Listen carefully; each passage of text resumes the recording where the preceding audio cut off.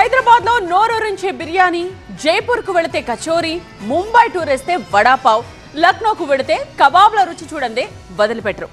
అంతలా ఆ నగరాల సంస్కృతిలో మమేకమైన ఫుడ్ ఐటమ్స్ అవి.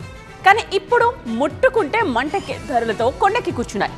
నిర్వాహకులకే కాదు వినియోగదారులకు పట్టపగలే చుక్కలు చూపిస్తున్నాయి. కారణం ఏంటో తెలుసా? చూడండి.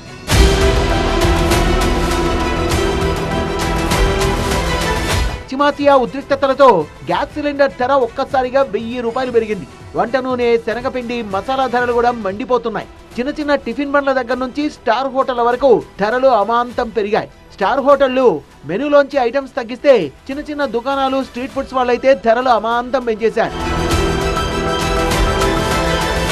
హైదరాబాద్ అంటే బిర్యానీ, బిర్యానీ అంటే హైదరాబాద్. అంతలా బిర్యానీ మన నగరవాసుల నరాన ఇంకిపోయింది.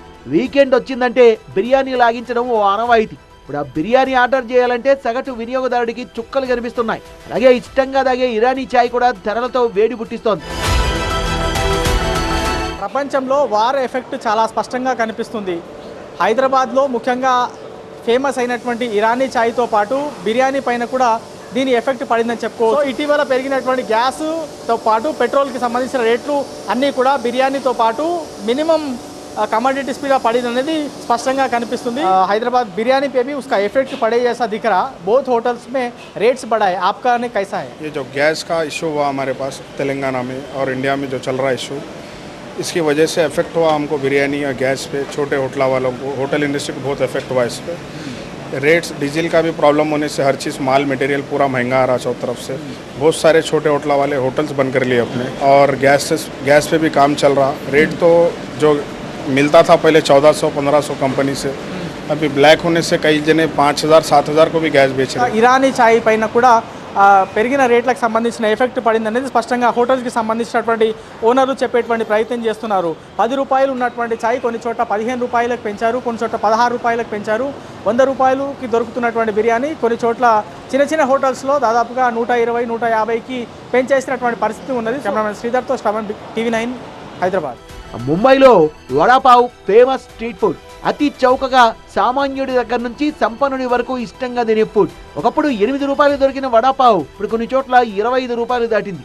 జైపూర్కు వెళ్తే ఉల్లిపాయ కచోరీ రుచి చూడందే టూరిస్టులు కదలరు. కానీ ఇప్పుడు ఆ కచోరీ ధర సామాన్యులకు చుక్కలు చూపిస్తోంది. గతంలో 55 రూపాయలున్న కచోరీ ఇప్పుడు 60కి చేరింది. రోట్లో వేసుకుంటే కరిగిపోయే లక్నో కబాబ్ కూడా ఇప్పుడు జేబు చమురు వదిలిస్తోంది. ఒక్కో ప్లేట్ పై 5 రూపాయల నుంచి 10 రూపాయల వరకు పెంచారు. 30 రూపాయల ప్లేట్ కబాబ్ ఇప్పుడు 40 రూపాయలైంది. ఇతర ఐటమ్స్ పై కూడా 5 రూపాయల నుంచి 10 రూపాయల వరకు పెంచేశారు. లక్నోలో ప్రసిద్ధి చెందిన కచోరీ ప్లేట్ ధర 40 నుంచి 50కి పెరిగింది. భటూరే ప్లేట్ 50 నుంచి 60కి చేరింది. కస్తా కచోరీ ప్లేట్ కు 10 రూపాయలు పెంచేశారు. మధ్యప్రదేశ్ ఫేమస్ పోహా జిలేబీ కూడా ఖరీదైపోయింది. మొన్నటిదాకా 15 రూపాయలున్న పోహా ధర ఇప్పుడు 20కి పెరిగింది. పోహా జిలేబీ కాంబో ధర 25 నుంచి 30కి చేరింది. అలాగే టీ ధర కూడా 10 రూపాయల నుంచి 15 రూపాయలకు పెంచారు. ये भोपाल की प्रसिद्ध पोहे की दुकान है, और यहाँ पर भी अगर आप देखें तो रोज़ाना ही सुबह से लेकर शाम तक लोग आते हैं, पोहे खाते हैं, मगर दाम यहाँ पर बढ़ चुके हैं। ये स्पेशल इसलिए लिखा गया है क्योंकि पहले पोहे की प्लेट 15 रुपये थी, और कोई शख्स यहाँ पर आए, जब पैसे देने की बात आए तो बार बार कन्फ्यूज़न ना हो कि पहले तो 15 रुपये थे, अब 20 रुपये हो गए। अब इतना महंगा होते जा रहा है, 20 रुपये प्लेट हो गया है। जी, क्या करें, महंगाई बढ़ती जा रही है। पोहे से और चाय से भोपालियों को इतना लगाव है, छोड़ तो सकते नहीं हैं। अब वो 20 रुपये का होगा चाहे 30 का होगा, तब भी हम खाएंगे। ये पोहा जलेबी पहले हमें 15 रुपये का मिलता था, पोहा और एक जलेबी के साथ, अब ये 30 रुपये का मिलने लगा है। क्योंकि महंगाई जितनी बढ़ती जा रही है और इतना कमाई है नहीं है कुछ भी, और जो पोहा 20 रुपये का हो गया, चाय 15 की हो गई। पहले जो 10 रुपये में मिलती थी वो आज 15 की मिल रही है, तो जेब का खर्चा ज़्यादा बढ़ रहा है सर। కశ్మీర్ నుంచి కన్యాకుమారి వరకు స్ట్రీట్ ఫుడ్స్ మంటెక్కిస్తున్నాయి. ధరల పెరుగుదలతో ఇప్పటికే కస్టమర్ల ఫ్లోటింగ్ సగానికి సగం పడిపోయిందని, ఇలాగే కొనసాగితే దుకాణాలు బంద్ చేసుకోవాల్సి వస్తుందని ఆందోళన వ్యక్తం చేస్తున్నారు దుకాణదారులు.